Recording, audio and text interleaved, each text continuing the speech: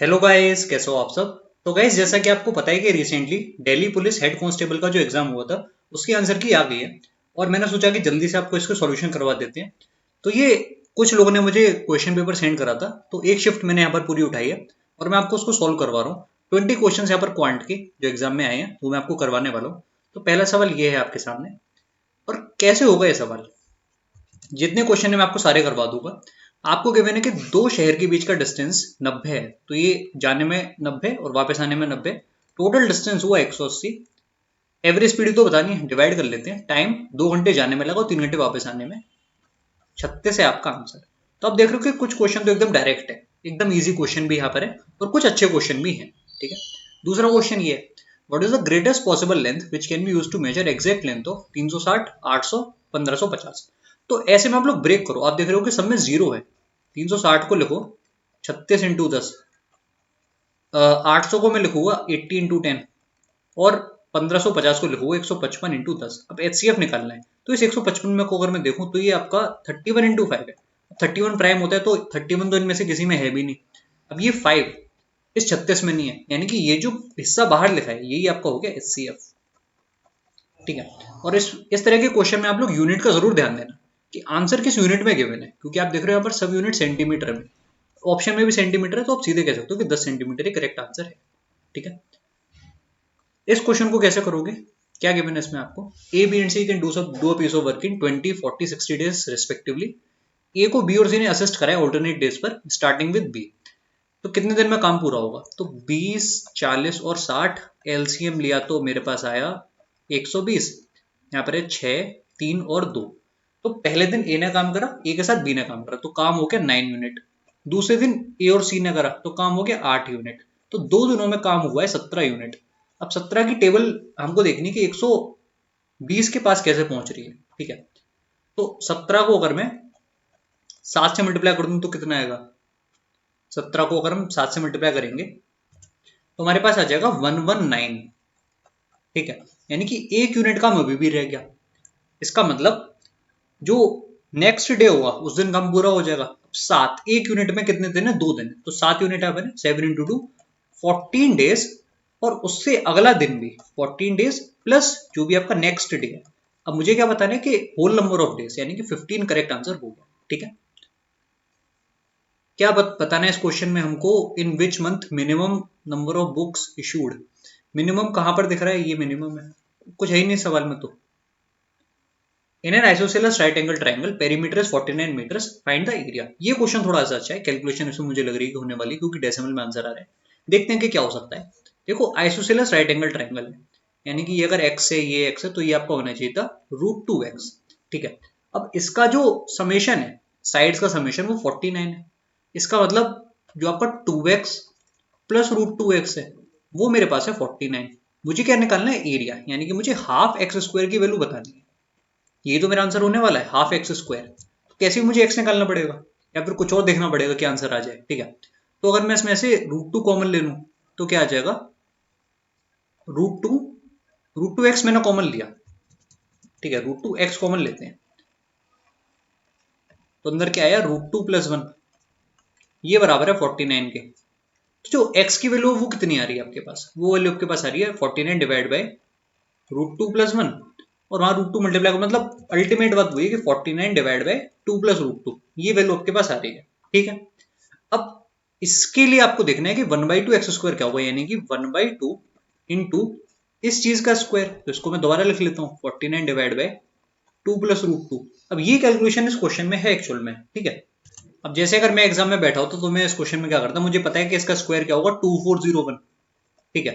और यहाँ पर एक अभी भी 1/2 है, तो इसको मैं करता रेशनलाइज। अगर मैं इसको रेशनलाइज कर रहा हूँ तो ऊपर क्या वैल्यू आएगी, ऊपर आपको पता है कि 2 माइनस √2 आ जाएगा। ठीक है, इधर भी लिख लो 2 माइनस √2। और डिवाइड में यहाँ पर क्या आया, डिवाइड में आप देख रहे हो 2 - √2 से जब मैं मल्टीप्लाई करूंगा तो यहाँ पर क्या आ जाएगा, 4 - 2 है ना, यानी कि 2 इंटू 2, तो यहाँ पर आपके पास 4 आ गया। ठीक है।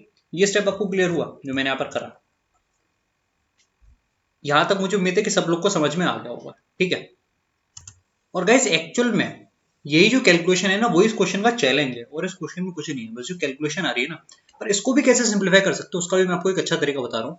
जैसे आपको देखा कि यहाँ पर 8 आया, इसको अगर मैं 2400 मान लेता तो केवल ये 3 से कट जाता है, यानी कि यहाँ पर आता 300। ठीक है, तो अल्टीमेटली जो आपका आंसर आ रहा है वो कितना है, 300 इंटू, अब ये वैल्यू कितनी होगी, अगर आप 2 में से √2 हटा रहे हो तो आपके पास आएगा 0.585, और इसको आपको फिर से 0.85 से मल्टीप्लाई करना पड़ेगा।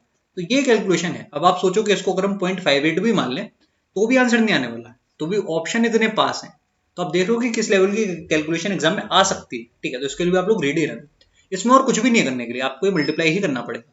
अगर आप इसको अप्रोक्सीमेट भी कुछ करोगे तो वहां पर गड़बड़ हो जाएगी, और आप सोचोगे कि मैंने इसको यहाँ पर चेंज क्यों करा, ऊपर क्यों लाया, ताकि आपको डिवाइड ना करना पड़े। डिवाइड करना ज्यादा मुश्किल होगा, ठीक है, कंपेयर टू मल्टीप्लीकेशन। तो ये जब आप सोल्व करोगे तब आपके पास आंसर आएगा 102 पॉइंट समथिंग, उससे आप इसको टिक मार सकते हो। ठीक है, तो मुझे उम्मीद है कि प्रोसेस आपको समझ में आया होगा। अब इस क्वेश्चन को कैसे करोगे, A is twice as efficient as B and they together do a work in as much time as C and D together. If C and D can complete a work in 15 and 20 days respectively, then in how many days A alone can do the work? अच्छा question है काफी। तो देखो C और D 15 और 20 दिन में कर रहे हैं, मैं इसका एलसीएम लेता हूँ तो मेरे पास आया 60, ये हुआ यहाँ पर 4, ये हुआ 3, तो COD मिलके कितने में करते, आपने बोला 60/7 डेज में करते। ठीक है, 60/7 डेज में COD मिलके काम करते। अब आपको गिवन था कि ए और बी टुगेदर काम को कर सकते हैं उतने ही टाइम में जितने में सीओडी कर रहे हैं, तो ए और बी मिलके 60/7 डेज में कर सकते हैं, ये मैं समझ गया। और ए आपका ट्वाइस एफिशिएंट है बी के कंपैरिजन में, तो अगर ये ए लिखा है ये बी लिखा है, तो ए अगर 2 है तो बी है आपका 1। ठीक है, यानी कि इसका जो भी टाइम होगा 2/3, ठीक है, या फिर मैं कह सकता हूँ 3/2 जो टाइम होगा वो टाइम एक्चुअल में कौन लेगा, ए लेगा करने में। इसको काट दो, यहाँ पर आपके पास आ गया 90/7, ये हो गया करेक्ट आंसर। ठीक है, अगला सवाल देखने में काफी अच्छा लग रहा है, इसको ट्राई करते हैं। A shopkeeper sells guavas costing 22 per kg, 1 kg each to Anand and Sakshi for ₹25. He sold Anand 950 gram instead of 1 kg. He sold X gram instead of 1 kg to Sakshi by using a faulty weight. What is the value of X if he earns a total actual profit of 7.76 on selling to both? अब आप लोग ये देखना कि इस question को हम लोग एक लाइन में कैसे कर सकते हैं। ठीक है, एक स्टेटमेंट में लिखूंगा और आपको उसको समझने की कोशिश करनी है। बहुत ही अच्छे लेवल का क्वेश्चन, आप मेरी बात मानो। ठीक है, 5 स्टार क्वेश्चन है ये। अगर 10 लोग पेपर दे रहे हैं तो 10 में से हो सकता है कि एक या दो ही ऐसा बालक हो जो इस क्वेश्चन को कर पाए एग्जाम के अंदर। ठीक है, तो कैसे होगा ये सवाल, आपने देखा कि गिवन क्या चीज है, टोटल प्रॉफिट जो एक्चुअल प्रॉफिट है वो 7.76 है। अब ये बेसिकली होगा क्या, ये होगा total selling price minus total cost price. Total selling price तो आपको दिख गया कि 25 रुपए का दोनों को बेचा, 25-25, तो जो टोटल सेलिंग प्राइस है वो मैं आपसे सिंपली पूछ रहा हूँ। तो आपने बोला यार वो तो हुआ 50 रुपए। ठीक है, अब मैं आपसे जानना चाहता हूँ कि टोटल कॉस्ट प्राइस, जो पैसा, या फिर कह सकते हैं कि ऐसी कितनी वैल्यू थी जिसका सामान शॉपकीपर की जेब से चला गया। तो आपने बोला यार कि 22 रुपए पर केजी के हिसाब से 2 केजी उसने बेचे हैं, 1 केजी एक पर्सन आनंद को, 1 केजी साक्षी को। पर एक्चुअल में आप देखोगे तो उसने 1 किलो नहीं दिया, उसने उससे कम दिया। ठीक है, जैसे अगर हम देखें आनंद को केवल 950 ग्राम मिला, तो जो 22 रुपए का सामान था वो नहीं गया, एक्चुअल में कितने का सामान गया। तो आपने बोला कि 22 इंटू 950 डिवाइड बाय 1000, इतने का ही तो सामान उसने दिया। और अगर हम बात करें सेकंड पर्सन जो कि साक्षी है, उसको कितने का सामान गया, तो वो होगा 22 इंटू जो भी एक्स की वैल्यू है डिवाइडेड बाय 1000, इतने का सामान गया। ये स्टेप आपको क्लियर हुआ कि मैंने टोटल सीपी और टोटल एसपी कैसे लिखा। अब जो इनका अंतर है वो यहाँ पर आपका टोटल प्रॉफिट है। ठीक है, अब बस इतनी कैलकुलेशन क्वेश्चन में और करनी है। क्वेश्चन का लेवल भी काफी अच्छा है, अगर आप ऐसे क्वेश्चन कर पा रहे हो यानी कि प्रॉफिट लॉस आपको बहुत अच्छे से आता है। प्रॉफिट लॉस का सवाल कैट में आए या फिर बैंक में आए, कहीं भी ये सवाल आएगा आप इसको फोड़ दोगे। एसएससी सीजीएल का तो और भी इससे इजी ही क्वेश्चन आएगा जो भी आएगा। ठीक है, प्रॉफिट लॉस का। तो देखो अब क्या करना है, इनका डिफरेंस लेना है। यानी कि मैं कह रहा हूं कि 50 माइनस, अब ये वैल्यू क्या आप जल्दी से बता सकते हो कितनी होगी। देखो अगर आप इसको काट लो तो ये 19/20 हो गया, मैं इसको काट दिया 19/20 हो गया, अच्छी बात है। 20 से मैंने ज्यादा देखा तो कितना जगह मेरे पास 1.1। अब 1.1 इंटू 19 कितना होगा, 11 इंटू 19 कितना होता है, 11 इंटू 19 आपके पास हो जाता है 209। यानी कि ये जो वैल्यू आपके पास इधर है ये आपके पास आ जाएगी 20.9। ठीक है, इतना स्टेप आपको क्लियर हुआ 20.9। और यहां से अगर मैं इस वैल्यू को माइनस कर लूं -7.76, तो भी किसके बराबर हुआ, इसको मैं लेफ्ट हैंड साइड में रह गया, राइट हैंड साइड में यहाँ पर आपके पास है 22/1000 इंटू एक्स। अब इतना हमको सॉल्व करना है, ये कैलकुलेशन है एक्चुअल में। ठीक है, इनको ऐड कर लो, 50 में से आपको माइनस करना है, तो मेरे पास कितना आ जाएगा 50 माइनस 20.9 माइनस 7.76, तो मेरे पास आया 7.76, तो मेरे पास आया 21.34। ठीक है, कितना आ गया 21.34। इसको मल्टीप्लाई कर लो 1000 से इधर और डिवाइड करना है 22 से, तो इसको 22 से काटते हैं, वहीं से हमारा आंसर हमको चीज दिखने वाला है। 9 से अगर किया तो कितना आया यहाँ पर 198, और क्या रह गया फिर 154, तो 7 आ गया। 9.7 इंटू 1000 यानी कि 970, ये है करेक्ट आंसर। और कितना शानदार ये क्वेश्चन है। ठीक है, अगर ऐसा क्वेश्चन दोबारा आएगा तो मुझे उम्मीद है कि आप लोग इसको कर पाओगे जैसे मैंने करा है। ठीक है, और अच्छा मेथड है, जैसा एग्जाम में करना चाहिए मैंने आपको एकदम वैसा बताया है। कुछ भी इसमें शॉर्टकट या कुछ भी नहीं है, पर आप देखोगे स्टेप ज्यादा नहीं है। अगर आप चाहो तो इस क्वेश्चन को 90 सेकंड में भी बना सकते हो। अगर आप इसको 90 सेकंड में बना रहे हो, आपकी तैयारी बहुत अच्छी है। ठीक है, इस क्वेश्चन को करो, कुछ भी नहीं है सवाल में। 21/7 को बराबर कर दो 60/x के, 3 आ गया यहाँ पर, x की वैल्यू 20। तो कुछ क्वेश्चन ऐसे भी मिलेंगे जो 10 सेकंड के होंगे। ठीक है, what will be the sum of first 5 prime number, 2 और 3 और 5 और 7 और 11, कितना हो गया ये 10 और 18 28। What will be the sum of the roots of x cube minus 6x² plus 11x minus 6 and x cube minus 15x² plus 74x minus 120। अब एग्जाम के अंदर इसके रूट निकालने ना बैठ जाना, बड़ी गड़बड़ हो जाएगी, डायरेक्ट फॉर्मूला याद होना चाहिए। सम ऑफ रूट का फॉर्मूला होता है माइनस बी अपॉन ए, तो इसके रूट में डायरेक्ट लिख सकता हूँ, एक लाइन में लिख देते हैं। इसका जो रूट का समेशन होगा ना वो क्या होगा माइनस बी अपॉन ए, यानी कि जो x² का कोफिशिएंट है वो नेगेटिव साइन के साथ, तो माइनस माइनस 6 डिवाइड बाई ए, यानी कि x क्यूब का कोफिशिएंट प्लस इसके भी रूट ले लो। इसके रूट का समेशन क्या है माइनस माइनस 15 डिवाइड बाई 1, तो 6 और 15 21 है करेक्ट आंसर। आगे बढ़िए अगले सवाल की तरफ। Are boat is rowed down a river for 72 kilometer in 9 hours and up the river for 42 kilometer in the same time. In how many hours will the boat be rowed for 42 kilometer rowed up the river for 42 kilometer if the boat is running at an average speed of 7 kilometer per hour? तो कुछ है नहीं सवाल में ज्यादा, x plus y summation of speed की value है, यानी कि boat of speed of boat plus speed of stream 72 divide by 9 8, और x माइनस वाई इसकी वैल्यू क्या है 42 डिवाइड बाई 9। अब ये कितना हो जाएगा कैसे देखेंगे हम लोग, तो एक काम करो 42 डिवाइड बाई 9 में से 3 को हटा दो तो आपके पास आ जाएगा 14/3। यहाँ से मैं इंटरेस्टेड हूँ जो y की वैल्यू है उसको निकालने में, तो डिफरेंस लेके मैं 2 से डिवाइड कर रहा हूँ, तो डिफरेंस यहाँ पर कितना आ जाएगा 24 माइनस 14, यानी कि 10/3, और ये है 2y की वैल्यू एक्चुअल में। ठीक है, डिफरेंस लेके 2 से डिवाइड करते हो तो आपके पास आ गया 5/3। ठीक है, अब 42 किलोमीटर का डिस्टेंस 7 की एवरेज स्पीड है अप द रिवर, यानी कि माइनस 5/3, इतना करना है क्वेश्चन में बस, और आंसर आपका आ जाना चाहिए। तो ये वैल्यू कितनी है हमारे पास, अच्छा सॉरी मैंने क्वेश्चन को मिसरीड कर लिया, वहां पर सम टाइम लिखा है सेम टाइम नहीं है। ठीक है, तो ये चीज गलत है, ऐसा नहीं है, इसको मिटा देता हूँ। जल्दी जल्दी में मैंने क्वेश्चन को मिसरीड कर लिया और इसको भी हटा देता हूँ। तो देखो सम टाइम है, मैंने उसको पढ़ लिया सेम टाइम। ठीक है, तो वो गलत सोच लिया मैंने।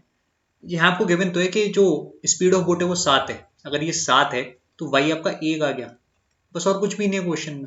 ठीक है, 42 के लिए जो टाइम लगा है केवल हमको वो बताना है। ठीक है, तो वो कितना होगा यहाँ पे डिवाइड बाय 7 माइनस 1, 42/6 आपके पास आ गया 7 आवर्स। वही बात है कि जब बोट डाउन स्ट्रीम जा रही है तो speed x plus y, up stream में स्पीड x माइनस वाई। ठीक है,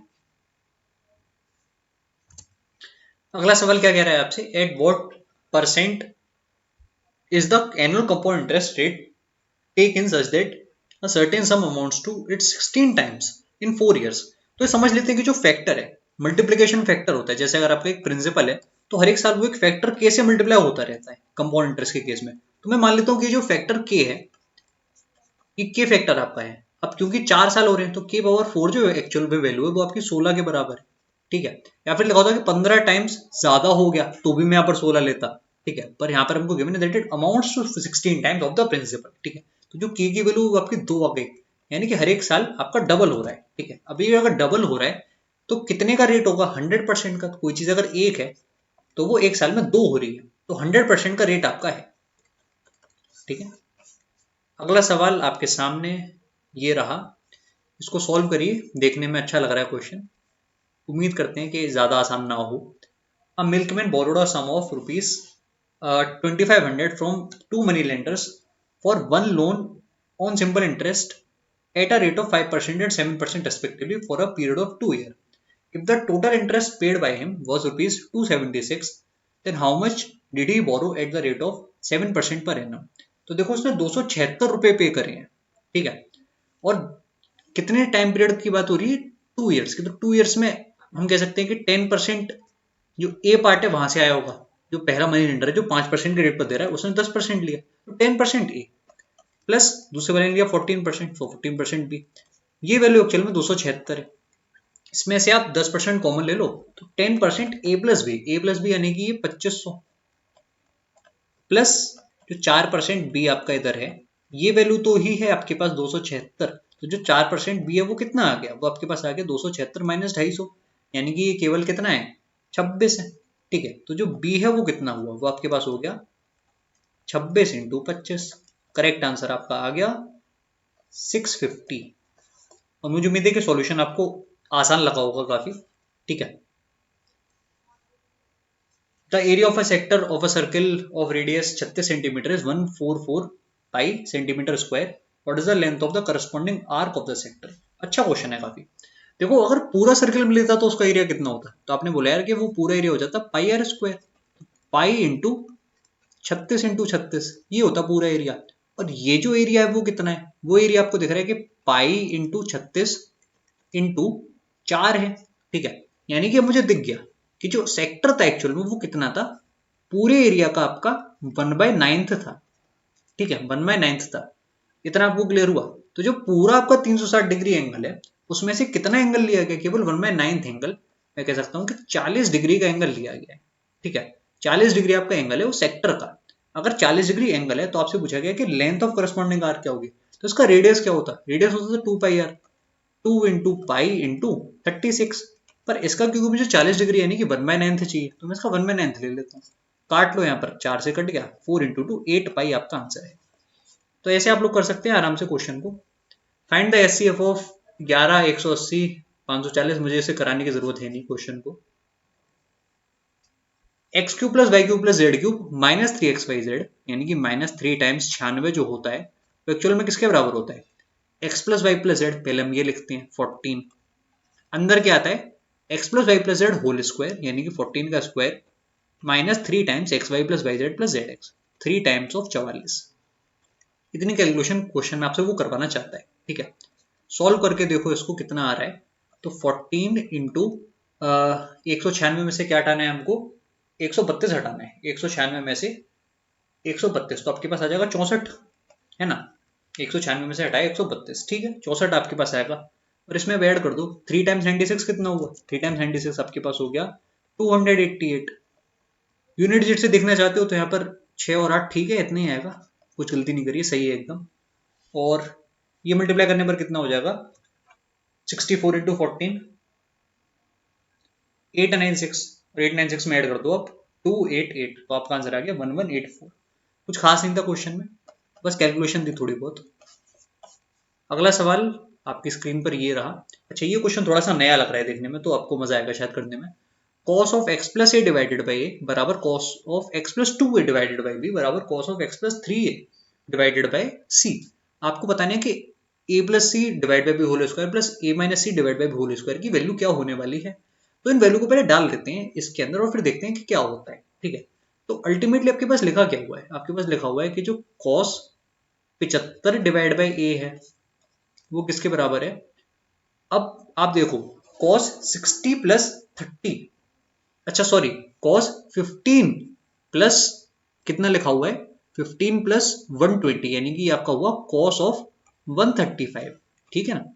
15 प्लस 120 कितना हो गया 135, डिवाइडेड बाई बी जो है वो किसके बराबर है, ये आपका हो गया cos 180 प्लस 15, यानी कि cos 195 डिवाइड बाई सी, ठीक है। इतना हमने पहले लिखा। अब इनकी वैल्यूज क्या क्या होती हैं ये आपको थोड़ा सा पता होना चाहिए, ठीक है। तो पहले मैं आपसे जानना चाहता हूं कि cos 75 की वैल्यू क्या होती है, sin 15। साइन 15 तो सबको याद होना चाहिए। साइन 15 की जो वैल्यू होती है वो होती है √3 - 1 डिवाइड बाई 2√2। तो ये जो वैल्यू अगर मैं इन तीनों को 1 बना दूं तो ए कितना आना चाहिए? मैं तीनों को 1 बना रहा हूं तो ए जो वैल्यू है वो कितनी होनी चाहिए? √3 - 1 डिवाइड बाई 2√2। ये स्टेप आपको क्लियर होना चाहिए। cos 135 एक्चुअल में किसके बराबर होगा? cos 135 आपका हो जाएगा -sin45। तो जो b की वैल्यू है वो कितनी होनी चाहिए? ये आपके पास आ जाएगी -1/√2। ठीक है, क्योंकि माइनस cos 45 आप ऐसे समझ लो -1/√2 है। ठीक है, इसलिए मैंने b की वैल्यू ले ली -1/√2। ये वैल्यू भी नेगेटिव आने वाली है। माइनस cos 15 कितना होता है? √3 + 1 डिवाइड बाई 2√2। तो माइनस cos 15 कितना हो जाएगा?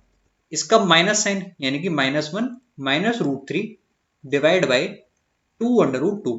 तो वैल्यूज आपको समझ में आई कि हमने वैल्यूज क्या क्या ली हैं और क्यों ऐसी वैल्यूज ली हैं। ठीक है, अब आप देखो कि आपको इसमें फिट करके आंसर मिलने वाला है। ठीक है, तो हम लोग एक काम करते हैं, थोड़ा सा स्पेस कम पड़ रहा है तो उसको कॉपी करते हैं पहले और नई स्लाइड पर इसको सॉल्व करते हैं। तो फिलहाल हमने इतना कर दिया, अब मैं आगे आपको बताने वाला हूँ, इसको इरेज करते हैं।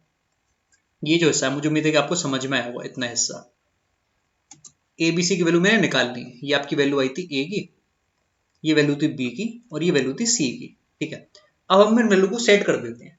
आपको दिख रहा है कि डिवाइड करेंगे तो √2 का तो कोई मतलब नहीं है। डिवाइड में जो √2 आपका आ रहा है वो तो ऊपर चीज से कट ही जाएगा न्यूमरेटर डिनोमिनेटर में, उसको पहले हटा देते हैं क्योंकि अब मैं यहाँ पर ऑपरेशन करने वाला हूँ। ठीक है, तो a प्लस सी कितना होगा? तो a प्लस सी में आप देख रहे हो कौन सी चीज कैंसिल होगी? पहले हम ये टर्म सोल्व कर रहे हैं। a प्लस सी कितना होगा? आपने देखा कि √3 - √3 गया। ठीक है, तो -1 प्लस -1 यानी कि आपके पास आ गया -2 और डिवाइड किससे हो रहा है? ये -1 से हो रहा है। ठीक है, और आप देखो कोई टर्म था, हाँ यहाँ पर एक 2 वाला टर्म था, है ना? आपके पास यहाँ पर एक कौन सा टर्म था? यहाँ पर आपके पास एक टर्म था 2 वाला। ठीक है, तो यानी कि डिवीजन में आपके पास जो आ रहा था ऐसे आएगा डिवाइड बाई 2। ठीक है, एक टर्म आपके पास किया आया, दूसरा टर्म देखते हैं कि कितना है। अब a माइनस सी कितना होगा? a माइनस सी में आप देखो कि जो -1 था वो कट गया। ठीक है, और जो ये टर्म था √3 और यहाँ पर भी था मेरे पास -√3, तो ऐड होगी आपके पास आ गया 2√3। ठीक है, कितना आ गया? 2√3 और डिवीजन में एक 2 है ही पहले से, है ना? डिवीजन में आपके पास एक √2 पहले से और नीचे हमारे पास -1 है। वो मैटर भी नहीं करता क्योंकि हम इसका अल्टीमेटली स्क्वायर करने वाले हैं। ठीक है, तो आपने देखा कि अच्छा 2 है, सॉरी यहाँ पर डिवीजन में 2 है, इस 2 से आपका ये 2 कटेगा और यहाँ पर 1 आया तो 1 का स्क्वायर प्लस √3 का स्क्वायर। आंसर आपके पास आ गया 1 और 3। करेक्ट आंसर है 4। मुझे उम्मीद है कि सॉल्यूशन आपको समझ में आया होगा। बहुत ही अच्छा ये क्वेश्चन है, एग्जाम में अगर ऐसे क्वेश्चन आएंगे तो मजा आएगा। ठीक है, ये क्वेश्चन अगर 20 लोग पेपर देने ना, 20-25 लोग, तो उनमें से शायद एक आध बालक कर पाएगा एग्जाम के अंदर। क्योंकि एग्जाम के अंदर अगर मैं भी बैठा हूँ, ये क्वेश्चन मेरे सामने आया तो मैं इसको पहले स्किप करूंगा और बाद में अगर समय नहीं बचा तो क्वेश्चन रह ही जाएगा। ठीक है, पर अगर आपने ये क्वेश्चन पहले से कर लिया है, जैसे आपने ये क्वेश्चन अभी कर लिया, तो कल को अगर ये एग्जाम में आएगा तो आप इस क्वेश्चन को आराम से फोड़ दोगे। मैं इसको थोड़ा ठीक से लिख देता हूँ। यहाँ पर लिखा हुआ है डिवाइड में 2 है। ठीक है, और वो आपको समझ में ही आ रहा होगा कि यहाँ पर 2 क्यों है। बाकी सब चीज मैंने पहले से काट दी है। कैलकुलेशन इसमें भी अच्छी खासी है। इस क्वेश्चन में क्या गिवन है हमको? If the total surface area of a cube is 3 4 5 6 इंटरन, तो क्या बताना है? Lateral surface area. तो ठीक है, कुछ खास नहीं है इसमें। टोटल सरफेस एरिया होता है 6a square, lateral surface area होता है 4a स्क्वायर।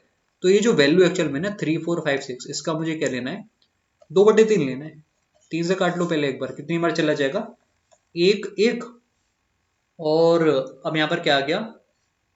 15, तो 5 2, इसको मल्टीप्लाई कर लो 2 से, तो आंसर आ गया आपका 2304। कुछ भी नहीं था इस क्वेश्चन में। The mark price of a wallet was ₹840. A person bought the same for 535.5 after getting 2 successive discount, first being 15%, दूसरा डिस्काउंट बताना है। ऐसे क्वेश्चन पहले भी आ चुके हैं, आगे भी आते रहेंगे। इनकी प्रैक्टिस आप लोग अच्छे से कर लीजिए। तो पहले डिस्काउंट के बाद मैं आपको परफेक्ट मेथड से बताऊंगा। देखो कई लोग कहते हैं कि 840 को लिखो, 535.50 को लिखो, काटा पीटी करो, एकदम बेकार है, कोई फायदा नहीं है। आप ये देखो कि 15% के डिस्काउंट के बाद प्राइस क्या हुआ। तो आपने बोला यार कि जो 840 है उसको मल्टीप्लाई कर लो केवल 17/20 से। ठीक है, तो ये कितनी बार आ गई? आपके पास आ गया 41। ठीक है, 42 सॉरी, है ना, 42 आया। तो 42 इंटू 17 कितना होगा? मैं आपसे केवल ये जानना चाहता हूँ। 42 इंटू 17, 42 इंटू 17 आपके पास हुआ 714। ठीक है, तो जो पहला डिस्काउंट था ना यार, उसके बाद जो कॉस्ट हो गई वो हो गई 714 रुपीज। अब आप यहां से देखो, यहां से जो कॉस्ट गिरी दूसरे डिस्काउंट के बाद वो कितनी हो गई 535.50। ठीक है, तो यहाँ जो आपने डिस्काउंट दिया वो डिस्काउंट कितने का था, तो अंतर यहाँ पर आपके पास आएगा 178.5। अब आपको बस ये देखना है कि जो 178.5 है वो इस वैल्यू का कितना परसेंट है। ठीक है, इस वैल्यू का जितना भी परसेंट होगा वही तो दूसरा डिस्काउंट है। तो ये जो वैल्यू है 178.5 ये इसका कितना परसेंट है, कैसे पता चलेगा। तो दिख रहा है आपको कि यहाँ पर अगर मैं 2 से इसको डिवाइड करता तो मेरे पास आ जाता 357, और ये 357 का हाफ है, यानी कि ये जो वैल्यू है ना एक्चुअल में इसका 25% है इस वाली वैल्यू का। तो ये आपका करेक्ट आंसर हो गया। तो ऐसे मेथड्स भी आपको आने चाहिए, ऐसे क्वेश्चन आप करोगे तो काफी आसान आपको लगेगा। कभी कभी होता है क्या है ना, जैसे रेशियो मेथड में क्या रहता है कि आप 840 एक तरफ लिखते हो, फिर आप 5.50 लिखोगे। अब इसको जब आप कैंसिल करोगे तो कभी कभी स्टेप बढ़ जाते हैं, तो तब आप सोचने लगते हो कि गड़बड़ हो गया। ठीक है, ऐसा नहीं करना चाहिए। इस मेथड से करो, हमेशा आपका आंसर आएगा। एटलीस्ट आप आंसर के बहुत क्लोज पहुंच जाओगे ऐसे करोगे, ऐसे अगर आगे करोगे तो। और कल को अगर ये वैल्यूज अगर थोड़ी कॉम्प्लिकेटेड होंगी तो ऐसे आपको करने में ज्यादा आसानी रहेगी। ठीक है, एक क्लास है, 160 बच्चे हैं जिसमें से 70 लड़कियां हैं। Percentage of girls in the class, मजाक है तो क्वेश्चन के नाम पे 7/16, 700/16 पहले गया 4 बार, 64 हुआ, कितना बच गया 60। ठीक है, कितनी बार चला जाएगा 3, 48 हुआ, 12.75%, करेक्ट आंसर। ठीक है, तो ये शिफ्ट आपकी सॉल्व हो चुकी है। मुझे उम्मीद है कि सॉल्यूशन आपको अच्छे लगे होंगे। और कुछ लोग ये सोचते होंगे कि मैं इतनी तेज तेज सॉल्यूशन क्यों करवाता हूँ, ठीक है, इतनी स्पीड में क्यों करवाता हूँ। कई लोग को ये लगता होगा, तो आराम आराम से करवाओ तो उसमें आपका टाइम वेस्ट होगा। ठीक है, और आपको ये चीज जरूर सीखनी है कि एग्जाम में कैसे सॉल्व करना है। एग्जाम अप्रोच जो है ना, मेरा ज्यादा टारगेट ये है कि मैं आपको एग्जाम अप्रोच सिखा सकूं, इसलिए मैं इन क्वेश्चंस को थोड़ा फास्ट सॉल्व करता हूँ। और मुझे उम्मीद है कि सेशन आपको अच्छा लगा होगा। सेशन को लाइक कर देना। Bye bye and take care.